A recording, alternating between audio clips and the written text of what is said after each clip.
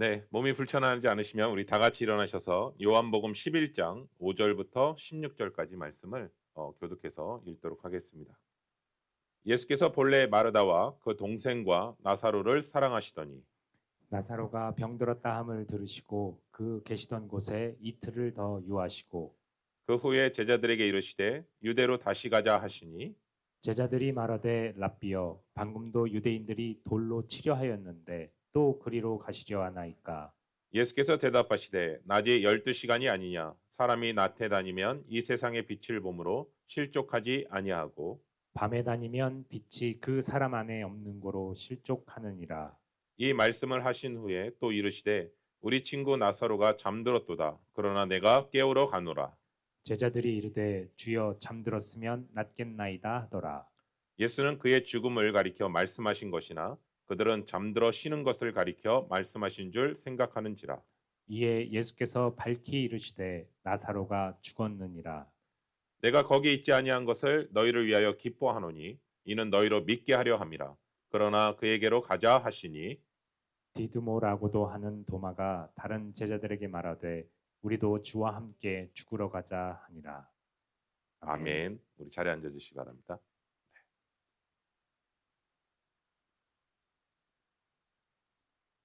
시간은요. 하나님께 속해 있습니다. 왜냐하면 시간을 정하시고 또 시간을 다스리시는 분은 오직 하나님 한 분밖에 없습니다. 시간을 창조하신 분도 하나님이시고 또 하나님께로만 시간이 속해 있기 때문에 사실 우리의 반응은요. 나의 시간과 인생을 하나님의 시간표대로 인도하여 주시옵소서. 이렇게 기도할 수밖에 없거든요. 그러면 우리가 오늘 말씀을 통해서 제가 던져지는 질문은 그러면 과연 하나님의 시간 안에 있다라고 또 하나님의 시간표대로 따라 살 수 있는 방법은 무엇일까? 오늘 본문 말씀을 통해서 같이 나누려고 하거든요. 첫 번째는요. 나의 시간과 하나님의 시간은 다르다라는 것을 인정하며 사는 것입니다. 여러분 그러한 생각을 가질 수 있을 때 비로소 우리는 하나님의 시간표대로 따라 살아갈 수 있다라는 것을 오늘 성경을 통해서 다시 한번 얘기합니다. 여러분 오늘 본문은 마르다와 마리아의 오라비였던 나사로가 죽게 되었을 때 즉각적으로 예수님께 보내거든요. 사람을요. 그들에게는 예수님이 이 자리에 오시기만 한다면 자신의 오라비 나사로가 살 수 있을 거라는 분명한 믿음을 갖고 있었습니다. 그렇기 때문에 제일 먼저 결단한 것은요. 사람을 취하여서 예수님이 있는 곳을 향해 사람을 보내는 것이었음을 보게 됩니다. 그런데 그 사람을 보낸 사람을 통해서 예수님과 만나게 되거든요. 근데 예수님의 반응을 한번 좀 보시겠습니까? 요한복음 11장 6절입니다. 나사로가 병들었다 함을 들으시고 그 계시던 곳에 이틀을 더 유하시고 아멘. 아멘. 분명히 그 사람을 통해서 나사로가 지금 죽어가고 있다라는 것을 들었거든요. 근데 예수님께서 그 소식을 들으시고 반응이 어떤 반응이냐면 그곳에서 오히려 이틀을 더 머무시는 장면이 펼쳐지게 돼요. 여러분 우리가 잘 알다시피 예수님은요 병든 자 소식을 듣게 되면 그 자리에 나아가셨거든요. 그리고 그의 손을 잡고 회복시켜 주신 분이 예수님이시거든요. 그렇죠? 그런데 오늘 주님은요. 특별히 사랑하는 나사로라고 분명히 앞에서 언급하고 있는데 정말 사랑하는 사람인가? 이런 질문이 생겨요. 아니 사랑하는 사람이 아픈데 당장 움직이셔야 될 분이 주님이실 텐데 혹은 사랑하지 않는다 하더라도 주님은 움직이시는 분인데 오히려 그 자리에 이틀을 더 머무시는 모습으로 보게 됩니다. 그러면 예수님이 언제 그러면 나사로를 향해 나아갔는지 오늘 성경을 한번 또 볼까요? 요한복음 11장 17절입니다. 예수께서 와서 보시니 나사로가 무덤에 있은지 이미 나흘이라. 아멘. 아멘. 나사로가 이미 죽었어요. 예수님이 도착했을 때. 그리고 나사로가 죽은 지 4일이 지났다라고 성경은 얘기하고 있어요. 아니 곧 도착하자마자 죽은 것도 아니고요. 죽은 지 이미 나흘이나 됐다고 성경은 얘기하고 있습니다. 여기서 하나 분명히 깨닫는 게 있습니다. 마르다와 마리아는요. 분명한 믿음이 있었어요. 예수님을 향해서. 그런데 예수님과 다른 것은 무엇이었냐면 시간의 차이입니다. 예수님의 시간은요. 나사로가 죽은 4일이 되었을 때 가는 것이었다면 마르다와 마르야가 생각하는 시간은 나사로가 죽기 전에 오시는 것이었습니다. 그러니 예수님께서 정작 방문했을 때 마르다는 절망에 쌓여서 예수님한테 이렇게 얘기합니다. 볼까요? 요한복음 11장 21절입니다. 마르다가 예수께 여짜오되 주께서 여기 계셨더라면 내 오라버니가 죽지 아니하였겠나이다. 아멘. 아멘. 뭐라고 얘기냐면 주님께서 여기에 계셨더라면 내 오라비는 죽지 않았을 것입니다라고 얘기하거든요. 근데 이 고백은요. 마리아도 또 동일하게 고백하는 거 아세요? 볼까요? 요한복음 11장 32절입니다. 마리아가 예수 계신 곳에 가서 배웠고 그 발 앞에 엎드려 이르되 주께서 여기 계셨더라면 내 오라버니가 죽지 아니하였겠나이다 하더라. 아멘. 아멘. 여러분 저는 이 그 마르다와 마리아의 반응을 보면서 여러분 어떤 느낌이 드세요? 예수님을 향해서 원망하는 마음이 느껴지지 않으세요? 또 하나는 아쉬움도 남겨지지 않으세요? 좀만 더 일찍 오시지. 그리고 결정적인 게 뭔지 아세요? 나사로가 죽은 이유는 예수님 때문입니다. 예수님이 도저히 늦게 오신 이유는 저는 도저히 이해할 수 없습니다. 분명히 그들은요, 예수님의 치유의 능력을 믿었어요. 눈먼 자를 눈을 뜨게 하고 문둥병자도 병을 고치시는 분이 주님이시고 예수님만 그 자리에 계셨다면 분명히 나을 거라는 분명한 믿음을 갖고 있었던 사람들입니다. 그리고 저는 이 본문 말씀을 유심히 읽어보니까 이 스토리를 읽어보니까요. 지금 나사로가 오랜 지병을 앓았나? 아니더라고요. 갑자기 병들어서 손 쓸 시간이 없어서 갑자기 죽은 것으로 보게 된 것이죠. 여러분 먼저 사랑하는 이를요. 가족이나 또 여러 분들을 먼저 하나님 품으로 보내신 분들을 보게 되면 유가족 분들에게 있어서 가장 아픈 케이스가 뭐냐면 오랜 지병을 앓고 계신 분이 돌아가시게 되면 그래도요 힘들지만 죽음을 준비합니다. 근데 진짜 힘든 건 언제였냐면요. 갑자기 사고로 죽었을 경우. 전혀 손도 쓸 수 없는 상황 속에서 갑자기 하나님 품으로 가게 됐을 때는 유가족 분들이나 가장 가까운 사람들에게 있어서 너무나 힘든 시간인 것이죠. 왜냐하면 준비할 시간조차도 없었는데. 지금 마르다와 마리아에게 있어서 나사로 역시도 갑자기 죽은 상황으로 펼쳐지는 것을 보게 되는 것이죠. 그러니까 예수님께서 그 자리에 오셨을 때 마르다와 마리아는요. 어떤 반응이면 심히 통곡하는 장면으로 펼쳐지게 돼요. 그리고 계속해서 얘기하는 건 뭐냐면 예수님이 여기 계셨더라면 그리고 거기에 있었던 조문객들도 너무나 그 안타까운 나사로의 죽음으로 인해서 같이 또 울거든요. 그래서 예수님께서 그 자리에 가셨을 때 같이 울고 있는 그 사람들을 보면서 예수님도 긍휼히 여기사 슬피 우셨다라고 성경은 기록되어 있어요. 그런데 여기서 우리가 한번 기억하셔야 될 게 있습니다. 그들은 분명히 믿음이 없었던 건 아니에요. 그런데 하나는 알고 둘은 모릅니다. 왜냐하면 병든 자를 고치시고 또 막 죽어가는 자를 살리시는 분이시고 또 죽은 다음에 바로 또 해당장 야유로의 딸을 살리신 사건도 기억하기 때문에 그 부분에 대해서 주님에 대해서는 알고 있었다고요. 그런데 4일이 지난 후에 죽은 사람도 부활시킬 수 있는 주님이시라는 사실은 모르고 있기 때문에 그렇습니다. 오늘 말씀을 통해서 주님이 주시는 우리에게 주신 메시지인 겁니다. 나의 시간과 너의 시간은 다르다. 하나님이 계획하시는 시간과 내가 예상하는 시간과는 다르다. 여러분 한번 정직하게 질문할까요? 왜 우리가 절망하고 먼저 포기할까요? 나의 시간 안에 하나님이 일하시고 계시지 않기 때문인가 아닌가요? 더 정확하게 표현한다면 내 시간 안에 하나님이 일하시지 않은 것처럼 느껴지기 때문 아닌가요? 그러나 절망 가운데 계신 오늘 이 자리에 계신 성도님들 가운데 그러한 생각 때문에 먼저 포기하고 절망하는 성도님들이 계시다면 오늘 특별히 오늘 주님께서 우리에게 얘기하십니다. 뭐라고 얘기하시냐면 나의 시간과 너의 시간은 다르다. 그렇다면 하나님의 시간과 나의 시간이 다른데 그러면 그 시간 속의 긴장 속에서 우리는 어떻게 살아가야 할까? 한번 저는 예를 한번 또 들어보면 요셉인 것 같아요. 왜냐하면 분명히 17세에 하나님께서 그에게 꿈을 주셨거든요. 비전을 주셨거든요. 근데 자신이 생각하는 그 비전과 꿈을 하나님께서 분명히 주셨는데 현실은요.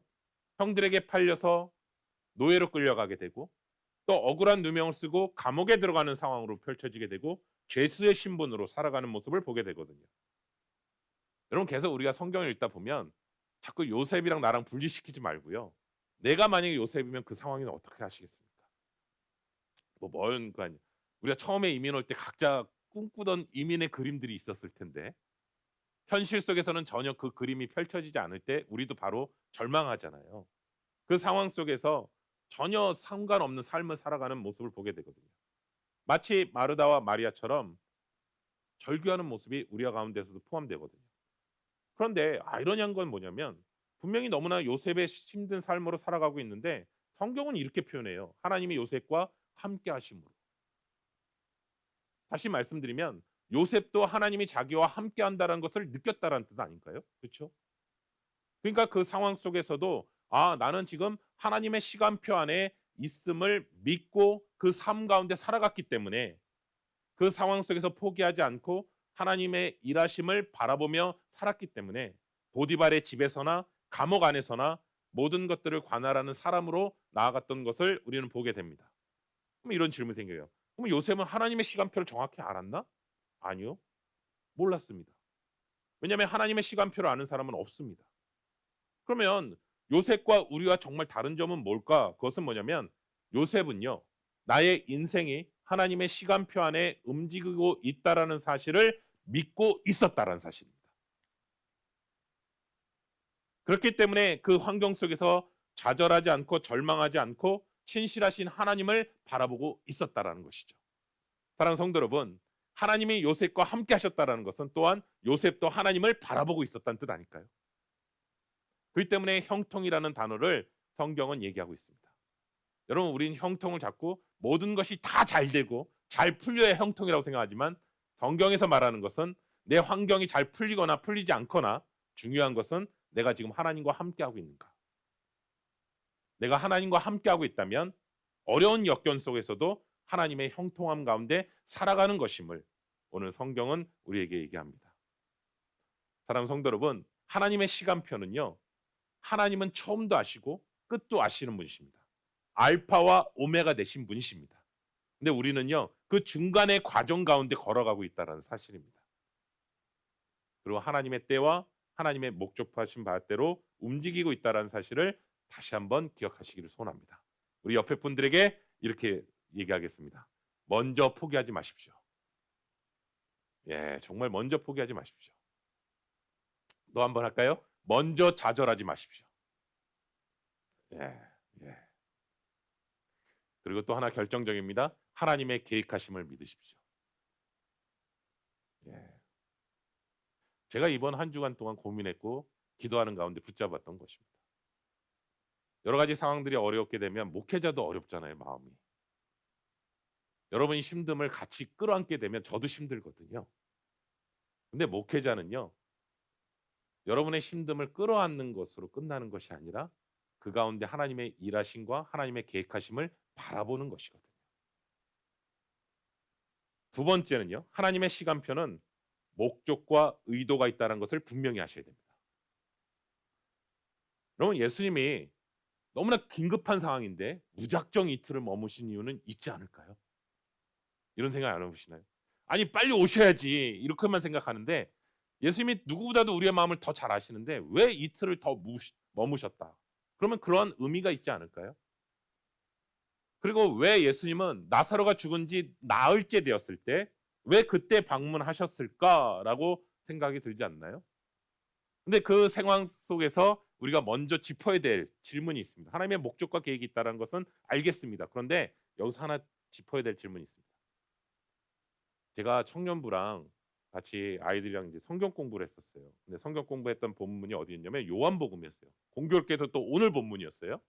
근데 성경 공부를 이렇게 하고 있는데 한 청년이요. 딱 손을 들고 목사님 질문이 있습니다. 딱 그러더라고요. 그래서 뭐냐? 목사님 주님께서요. 마르다와 마리아 가정에 나사로가 죽은 지 4일째 되는 시점에 주님께서 방문하신 목적과 계획이 있다고 저는 믿습니다. 오, 맞아. 그것이 무엇인지는 솔직히 모르겠지만 그것이 선하신 목적과 계획이 있다고 저는 믿습니다. 그래. 그러나 갑자기 그러나 하면 두렵잖아요. 그쵸? 그러나 저는 주님이 사용하시는 수단과 방법에는 동의할 수 없습니다. 아니 어떻게 주님께서 계획하셨던 목적과 의도를 성취하시기 위해 나사로를 죽일 수 있습니까? 그리고 어떻게 마르다와 마리아에게는 크나큰 슬픔을 안겨 주십니까? 사일째 되는 날 주님께서 나사로를 살리실 것을 아셨지만 그럼에도 불구하고 마르다와 마리아의 받을 고통을 주님은 예상하셔야 되는 거 아닌가요? 아무리 목적이 정당화돼도 수단이 정당화되지 않으면 그것은 그릇된 일 아닌가요?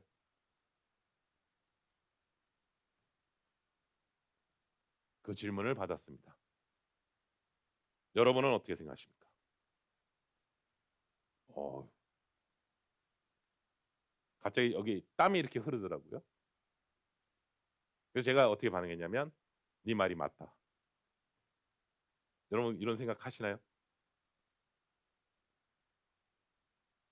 여러분 분명하게 아셔야 될 것은 하나님이 선하시다라고 얘기할 때는 목적과 결과만 선하시다라는 말하는 것은 아닙니다.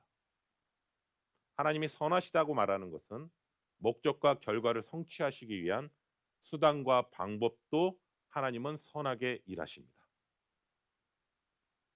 갑자기 이렇게 아멘을 안 하시면 청년 생각에 지금 갇혀 계시나요? 나도 그 생각이었는데. 하나님은 항상 선하십니다. 아멘이 약합니다. 하나님은 항상 선하십니다. 하나님의 목적과 계획도 그 과정 속에 이루어가는 모든 수단과 방법도 하나님은 선하십니다.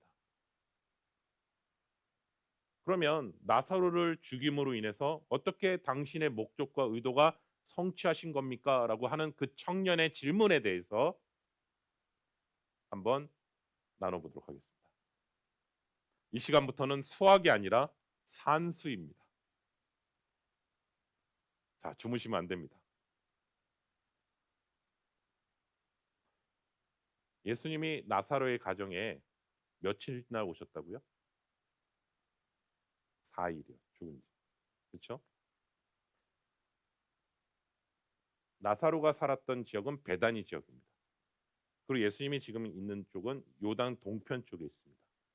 그러면 베다니와 예수님이 있는 거리는요. 하루의 거리입니다. 그렇다면 마르다와 마리아가 지금 나사로가 병들었다라는 사실을 전하기 위해서는 하루의 시간이 걸렸을 겁니다. 그렇죠? 여기서 예수님이 며칠을 더 머무셨나요? 이틀이요. 그러면 예수님이 나사로의 소식을 듣고 이들에게 오신 기간은 며칠이죠? 며칠 걸렸죠? 네. 주무신 거 아니죠? 네. 3일입니다. 그런데 나사로가 죽은 지 며칠 됐다고요? 4일이요. 나사로는요. 이미 마르다와 마리아가 보낸 그 사람이 하루에 걸려서 예수님께 도착했을 때 이미 죽은 상태입니다. 이 모든 것을 주님은 이미 다 아셨다고요. 그래서 이틀을 더 머무십니다. 하나님께서는 하나님의 목적과 계획을 성취하시기 위해서 악을 사용하시지 않으십니다. 이 죽음의 원인은 원죄 때문에 죽게 된 것입니다. 그러면 주님께서 자신의 목적과 의도를 성취하시기 위해 그의 죽음을 허락하신 것이 아니라 오히려 그 죽음조차도 선으로 바꾸시기 위해서 방문하고 계시다는 사실을 기억하십시오. 그런데 문제는 왜 예수님께서는 나사로가 죽은 것도 아시고도 왜 바로 떠나시지 않고 머무셨을까? 예수님 그렇게 아셨다면 그럼 바로 가셔도 될 텐데 왜 그러면 굳이 이틀을 더 머무셨을까? 그러면 역으로 얘기하면 이틀을 머무신 그 목적과 뜻이 있을 거 아니에요. 그렇죠? 왜 이틀이라는 시간을 더 머무셨을까? 탈무드에 의하면 예수님 당시의 사람들은요. 사람이 죽게 되면 3일까지는 자신이 죽었다는 사실을 미처 깨닫지 못한 영혼이 자기 몸으로 혹시 돌아갈까 싶어서 매일 무덤을 방문했다고 믿었습니다. 그 당시 사람들은요. 그래서 4일째가 되면 얼굴색이 변하게 되잖아요. 그 변하게 되면 그제서야 영혼이 떠나 돌아오지 않는다라고 믿었어요. 사람들 생각은요. 그렇기 때문에 당시 사람들의 의심 속에서는 죽은 영혼이 완전히 몸을 떠나는 날이 4일째 되는 날이에요. 그러니까 따라서 죽은 지 첫째 날, 둘째 날, 셋째 날 주님이 찾아오셔서 나사로를 살리셨다면 자기 몸 주변을 떠돌던 영혼이 다시 몸속에 들어온 것이라고 생각했을 거라는 거예요. 그래서 넷째 날이면 얘기가 다른다라는 것이죠. 그래서 넷째 날이라는 그 단어가 옮겨 있는 거예요. 그러니까 영혼이 완전히 이 땅에서 떠난 후에 어떻게 그 사람의 영혼을 몸에 다시 불어넣을 수 있겠냐라는 거예요. 그래서 주님은 다음과 같이 먼저 말씀하십니다. 볼까요? 요한복음 11장 15절입니다. 내가 거기 있지 아니한 것을 너희를 위하여 기뻐하노니 이는 너희로 믿게 하려 함이라. 그러나 그에게로 가자 하시니. 아멘. 오히려 예수님 뭐라 하냐면 내가 거기에 있지 않은 것을 오히려 기뻐한다라고 얘기해요. 그렇죠? 첫째 날, 둘째 날, 셋째 날 그곳에 있지 않은 게 오히려 난 기쁘다. 왜냐하면 예수님 만약 그 시간에 거기에 계셨더라면 죽어가던 나사로를 살리신 기적이 됐을 수도 있고 막 죽은 자를 나사로를 살리는 기적 정도만 사람들이 느꼈을 거라는 거예요. 여러분 우리가 때로는 질병이나 어려움을 만날 때 바로 우리 솔직히 반응은 이거거든요. 이게 무슨 죄 때문이지? 이것은 나의 뭐 때문에 죄인가? 라는 질문을 하게 되거든요. 그러나 우리가 지난주에 같이 나눴잖아요. 예수님께서 날 때부터 시각장애인을 향해서 뭐라고 했냐면 그 사람의 죄도 아니고 아버지의 죄도 아니고 뭐라고 했냐면 하나님의 하시고자 하는 일을 나타내고자 함이라라고 같이 나눴습니다. 근데 오늘은 주님께서 우리의 고난을요 그저 우리가 고쳐야 될 문제로만 보지 않으신다라는 거예요. 다시 말씀드리면 예수님께서는 그 질병을 뛰어넘어서 그것을 통해서 역사하시고 그 일을 겪는 사람을 어떻게 귀하게 사용하실지까지 바라보고 계시다라는 것을 보게 됩니다. 그래서 오늘 같이 읽지는 않았지만 요한복음 11장 4절에서 이렇게 얘기해요. 주님은 나사로가 죽은 그 상황 속에서 뭐라고 얘기하냐면 이것은 나사로가 죽을 병이 아니다. 하나님의 영광을 위한 것이다 라고 얘기하시거든요. 그러니까 예수님은 나사로의 병을요 그냥 죽음으로 바라보는 것이 아니라 하나님의 영광을 위한 것이다 라고 얘기하는 것을 보면서 나아가는 것이죠. 그러니까 우리가 시선이요 자꾸 내 안에서만 경험하는데 하나님께서는 더 위에서 보신다라는 거예요. 하나님의 영광을 위해서 본 것이다. 사랑하는 성도 여러분, 우리의 믿음은요 때로는 적은 믿음도 있고요 큰 믿음도 있어요. 그런데 성경을 유심히 보시면 정말 큰 믿음으로 나아가는 과정 속에서 던져지는 질문은 뭐냐면 주님, 내가 지금 갖고 있는 이 고통이 나에게 지금 있는 이 어려움이 하나님의 뜻과 하나님의 일하심과 어떤 관계가 있습니까? 라고 질문하라는 거예요. 아, 이게 누구의 죄 때문인가? 라고 누구를 대상을 찾는 것이 아니라 하나님 이것을 통해서 하나님의 뜻과 하나님의 영광과 어떻게 연관이 돼 있나요? 라는 그 질문을 하라는 것이죠. 여러분 역경과 어려움과 시련은요. 우리 안에 뭘 드러내는 줄 아세요? 솔직히요. 우리 안에 조급함도 드러나고요. 철저하게 나의 이중적인 나의 그 모습을 드러내거든요. 왜냐하면 솔직하게 어려움이 찾아오게 되면 우리는 원망을 하거든요. 그리고 조급해지거든요. 마음이. 그런데 오히려 하나님께서는 이 어려움과 역경을 통해서 주님을 기다리는 법을 인내를 배웁니다. 참 아이러니하죠. 인내는 언제 배우냐면요. 역경과 어려움을 통해서 배우는 게 인내입니다. 평탄할 때는 인내를 배울 수 없습니다. 나의 삶에 찾아오는 것을 내가 그냥 받아들이는 원망 대신에 오히려 기대로 반응하고 조급함 대신에 인내로 나타나는 것. 그것이 바로 하나님의 뜻과 하나님의 목적이 있다는 것을 바라보기 시작할 때. 그게 바로 하나님의 영광을 드러내는 통로가 될 수 있다는 것을 보게 됩니다. 그러니까 오늘 말씀을 이렇게 읽으시면서 예수님께서 이틀을 더 지체하신 이유는 가까이에는 마르다와 마리아를 위한 것이었구나.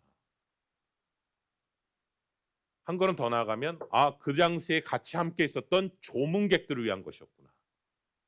그럼 또 한 가지 더 나아가면 지금 가까이에 있는 예수님의 12제자를 위한 사건이었구나. 이해되시나요? 한 개인의 나사로의 문제로 끝난 게 아니라 사실은 주변에 있는 가까이 있는 사람들을 향해서 주셨던 사건인 것이죠. 왜요? 참 생명은 하나님께로부터 온다는 사실. 그것을 알게 하시기 위해서 그렇게 하셨다라는 것을 보게 됩니다. 그 이틀을 더 머문 후에 예수님이 이제 얘기한 가자. 가자. 그때 도마가 뭐라고 얘기하는지 한번 또 보겠습니다. 요한복음 11장 16절입니다. 디두모라고도 하는 도마가 다른 제자들에게 말하되 우리도 주와 함께 죽으러 가자 하니라. 아멘. 아멘. 저는 이 본문을 보면서 이런 마음이 들었어요. 우리 삶 속에 일어나는 사건들이 벌어질 때 예수님의 제자들처럼 생각하는 경우가 참 많겠구나. 도마의 그 뜻은 뭐냐면 내가 생각하는 범위 내에서 해석하는 겁니다. 네.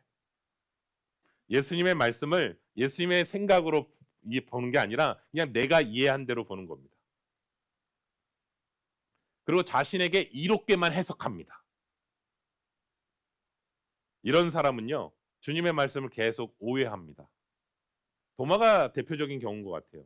지금 제자들이 뭘 얘기하냐면, 주님, 유대로 가게 되면 그 사람들이 예수님을 죽이려고 달려들 텐데 왜 그곳으로 갑니까? 라고 얘기하고 있었던 상황이거든요. 근데 이제 도마는 그 얘기를 듣는 가운데 한술 더 떠서 뭐냐면, 그래, 주님이 죽으러 가시니까 우리도 같이 죽으러 가자. 이때는 또 베드로보다 더 담대해요. 그런데 여러분 한번 생각해 보세요. 지금 이 얘기를 들었을 때 우리가 생각이, 야, 어떻게 저렇게 멋진 고백을 하지? 야, 대단하다 도마. 난 베드로만 그런 줄 알았는데 도마도 그러네? 이렇게 생각할지 모르겠지만 주님이 보시기에는 얼마나 답답했을까요? 네. 주님이 나에게 허락한 건 이런 의미로 얘기하시고 계시는 건데 나는 전혀 그 생각을 하지 않고 내가 경험한 대로 판단해버리고 해석하는 경우가 얼마나 많냐는 것이죠. 여러분 저 엄밀히 얘기해 주님은 지금 죽으러 가는 길인가요? 아니요. 살리러 가는 길. 예. 그리고 부활의 능력을 보여주시러 가시는 거예요. 그러니까 요한복음을 읽다 보면 빛이란 단어와 어둠이란 단어를 계속 사용하잖아요. 오늘 말씀에서도 얘기하는데 어둠에 있으면 하나님의 시간이 안 보입니다. 반면에 우리가 그리스도인임에도 불구하고 내 의회가 가득하면요. 주님의 일하심이 안 보인다고요. 그러면 여러분들에게 이렇게 질문해 볼게요. 여러분의 인생에 맞닥뜨린 사건들 있잖아요. 그러면 그것을 하나님의 뜻과 섭리로 바라보십니까? 정말 이 사건들을 바라보면서 주님의 뜻이 무엇입니까? 라고 바라보십니까? 아니면 내가 지금까지 살아온 경험대로 그것을 해석하며 살아가고 있는 모습이십니까? 그렇게 하나님의 시간표를 볼 수 있는 사람은 누구냐? 빛 안에 있는 사람입니다. 그래서 성경에서 빛이란 단어는 누구냐? 예수 그리스도를 얘기하는 겁니다. 그렇기 때문에 우리가 그리스도 안에 있을 때만이 하나님의 시간이 보이기 시작합니다. 예수님을 신뢰하기 때문에 성령님 안에 거하기 때문에 그 안에서 소망으로 발견하게 되고 인내함으로 나아갈 수 있는 것입니다. 여러분 오늘 본문을 이렇게 말씀을 묵상하다 보니까 나사로의 이 부활은요. 예수님께서 십자가 지시기 전에 교회에게 주신 마지막 선물입니다. 요한복음을 읽다 보면 7가지 기적이 나오거든요. 근데 7가지 기적의 다 특징이 뭐냐면 예수 그리스도를 가리키는 거예요. 근데 우리가 잘 알다시피 첫 번째 기적은 가나 혼인 잔치의 기적이고 마지막 7번째 기적은 오늘 나사로의 부활의 기적이거든요. 그러면 사도 요한은 이 부분들을 하나하나 기록하면서 7번째 마지막에 이 사건을 집어넣은 이유가 있다라는 생각을 다시 한번 하게 됩니다. 왜냐하면 예수님만이 참 부활이요 생명이심을 분명히 말씀하고 있다라는 것이죠. 많은 사람들은 내 병을 고치는 자라고 생각하고 있는 상황인데 예수님은 아니 나는 부활이요 생명이라는 참 생명이신 주님이라는 사실을 오늘 다시 한번 얘기하고 있습니다. 참으로 역설적인 게 또 하나 있어요. 뭐냐면요. 나사로에게 생명을 준 사건이요. 이 사건이 바로 예수님이 십자가의 죽음으로 이끈 결정적인 계기의 사건입니다. 나사로의 부활을 통해서요. 그 지역에 있는 모든 사람들이 믿었어요. 왜냐면 상상해 보세요. 죽은 거 알고요. 시체가 썩는 냄새가 나는데 그가 나와서 부활하는 장면을 봤으니까 그 지역에 있는 모든 사람들이 보게 됐다고요. 근데 그 소식이 막 전해지기 시작하니까 유대인들이 더 두려워하기 시작했어요. 그래서 그다음에 성경이 뭐라냐면 구체적으로 어떻게 죽일까 모이게 하기 시작합니다. 예수님은 나사로를 살리기 위해서요. 그를 믿는 모든 사람들에게 생명을 주시기 위해 자신을 기꺼이 내어 주신 사건이었다. 사랑하는 성도 여러분, 우리가 정말 죽을 수밖에 없는 존재라는 것을 나사로를 통해서 보여주셨거든요. 그런데 그 나사로를 다시 살리시기 위해서 십자가에서 죽으신 사건에 대한 예표의 사건이 오늘 본문의 사건입니다. 그래서 여러분, 요한이 계속 강조하는 단어가 있잖아요. 사랑이요. 그 사랑 안에는 십자가의 사랑이 담겨져 있습니다. 그래서 앞에 단어를 표현하잖아요. 그냥 나사로라고 표현하자고 예수님이 사랑하시는 나사로.